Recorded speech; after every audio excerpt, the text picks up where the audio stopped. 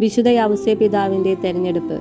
ആദി മാതാപിതാക്കന്മാരുടെ പാപം നിമിത്തം മാനവരാശി പൈശാചികമായ പാരതന്ത്ര്യത്തിൽപ്പെട്ടു. എന്നാൽ ദൈവത്തിന് മാനവകുലത്തോടുള്ള കാരുണ്യം നിമിത്തം ഒരു പരിത്രാതാവിനെ വാഗ്ദാനം ചെയ്തു. ദൈവം തന്നെ മനുഷ്യനായി അവതീർണനായി പരിത്രാണ കൃത്യം നിർവഹിക്കുക എന്നതായിരുന്നു പദ്ധതി.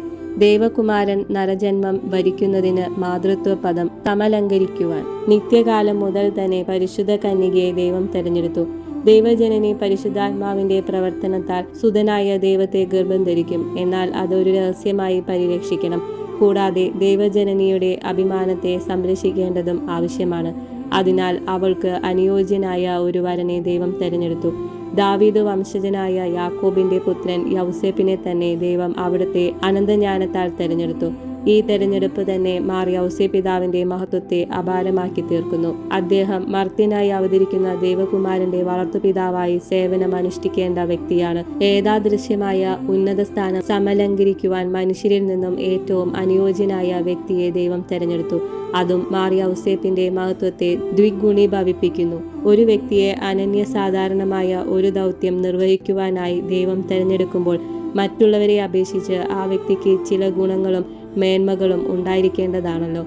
ലോകാരംഭം മുതൽ അവസാനം വരെ ജന്മമെടുത്തിട്ടുള്ള എല്ലാ മനുഷ്യരിലും വെച്ച് ദൈവം ഏറ്റവും കൂടുതൽ സ്നേഹവായ്പോടുകൂടി വിശുദ്ധ യൗസേപ്പിനെ ദൈവജനനിയുടെ വിരക്ത ഭർത്താവും ലോക പരിത്രാതാവായ ഈശോമിശിഹായുടെ വളർത്തുപിതാവുമായി നിയോഗിച്ചതിൽ നിന്നും വിശുദ്ധ യൗസേപ്പിന്റെ മഹത്വം എത്ര സീമാതീതമാണെന്ന് ഗ്രഹിക്കാം. ദൈവം നമ്മെയും സവിശേഷമായ വിധം സ്നേഹിച്ച് ഇന്നത്തെ തിരുസഭയിൽ പ്രത്യേക ദൗത്യ നിർവഹണത്തിനായി തിരഞ്ഞെടുത്തിരിക്കുകയാണ്.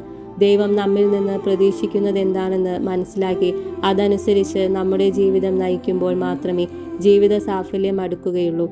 ജീവിത വിജയം വരിക്കുന്നതിനും അത്യാവശ്യമാണ്. പിതാവായ ദൈവം ഒരു അത്ഭുതം പ്രവർത്തിച്ചാണ് വിശുദ്ധ യൗസേപ്പിനെ തിരഞ്ഞെടുത്തത് എന്നാണല്ലോ ഐതിഹ്യം. ഏതായാലും വിശുദ്ധ യൗസേപ്പ് ദാവീദ് രാജവംശത്തിന്റെ അഭിമാനപാത്രവും സകല മനുഷ്യ വ്യക്തികളിലും സമാധാരണീയനുമാണെന്ന് മനസ്സിലാക്കാം.